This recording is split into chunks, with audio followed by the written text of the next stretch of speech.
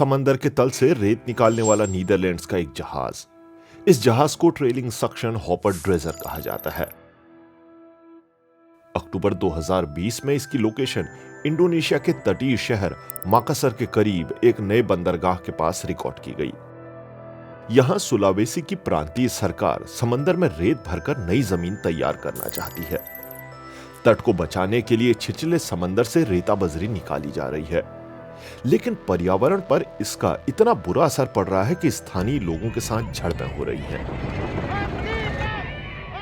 जुलाई 2020 में मछुआरों ने प्रदर्शन किया और पोर्ट के पास जहाज क्वीन ऑफ द नीदरलैंड्स के ऑपरेशन को रोक दिया।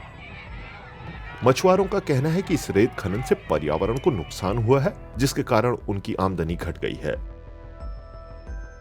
दिक्कत तो यह है कि अनंत सा दिखने वाला रेत और बजरी का भंडार पृथ्वी पर सीमित है। रेत और गिट्टी ये पानी के बाद दुनिया में सबसे ज्यादा निकाला जाने वाला प्राकृतिक संसाधन है।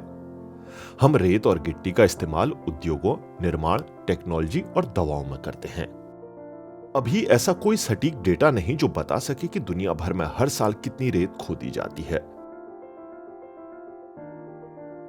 वार्षिक सीमेंट प्रोडक्शन डेटा पीबीबी के मुताबिक 1 किलोग्राम सीमेंट में 10 किलोग्राम रेता बजरी मिलाई जाती है।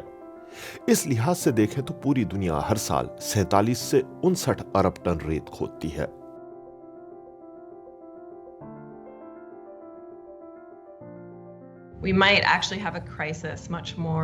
हमारे सामने शायद जल्द ही एक संकट होगा, हमारे पूर्वानुमान से भी ज्यादा जल्दी।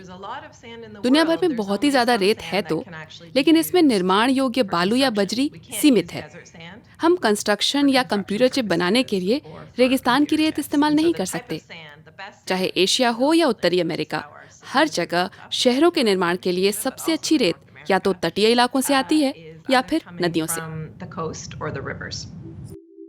दक्षिण पूर्व एशिया में रेत खनन आर्थिक रूप से पिछड़े इलाकों में होता है।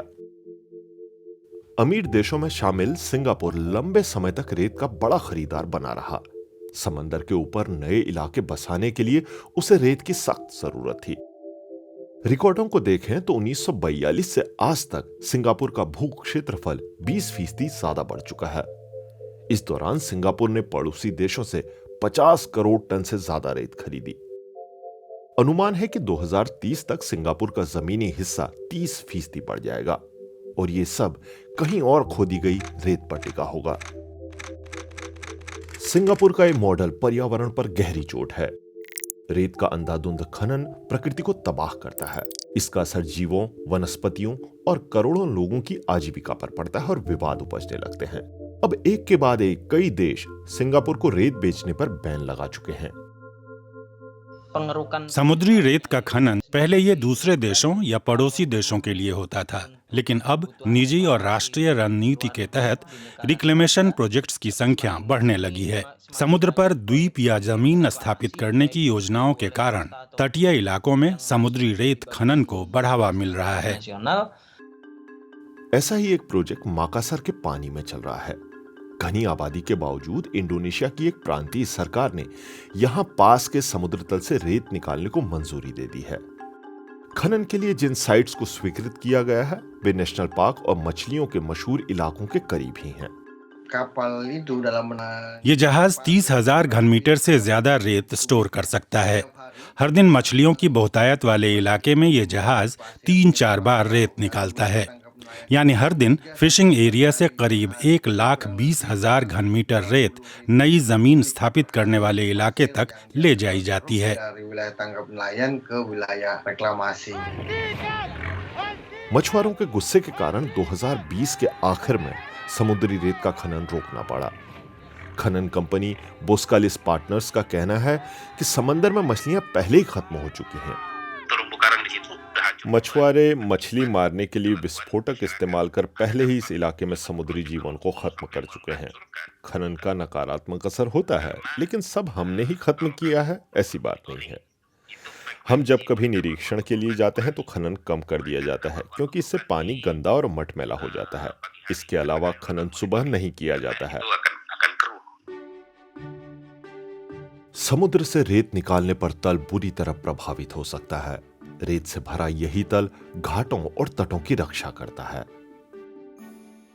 समुद्र का जलस्तर बढ़ने या अति मौसमी बदलावों की स्थिति में इसके नतीजे घातक हो सकते हैं। पानी में डूबे तल जलीय जीवों का प्राकृतिक आवास भी होते हैं।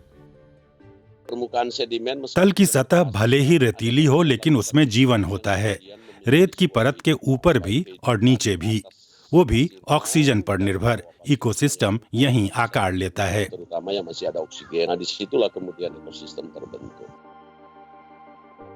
फिलहाल इंडोनेशिया में ऐसे सैकड़ों समुद्री इलाके हैं जहां से रेत निकाली जा रही है। बिगड़ते पर्यावरण की वजह से ये इलाके सामाजिक संघर्षों का केंद्र भी बन सकते हैं। इस बीच सिंगापुर रेत पर अपनी निर्भरता कम कर रहा है। मानव निर्मित तेकोंग द्वीप पर समुद्री दीवार बनाई जा रही है। तेजी से पास आते एक संकट के बावजूद दुनिया के ज्यादातर हिस्सों में रेत खनन जारी है।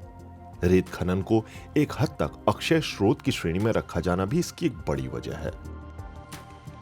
नदियों और महासागरों के इकोसिस्टम में रेत के भंडार की भी एक सीमा है और फिलहाल पूरी दुनिया इस सीमा को लांघने पर आमादा है।